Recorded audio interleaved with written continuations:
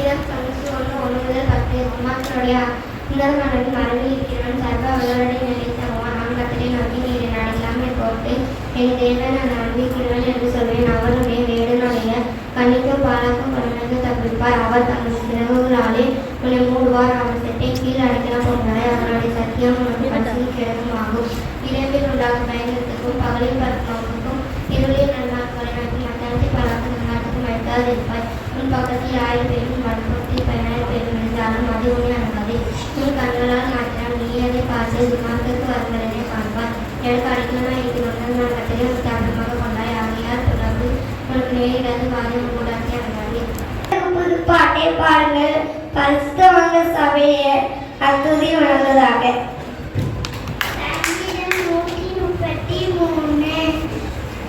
இதோ சகோதரர்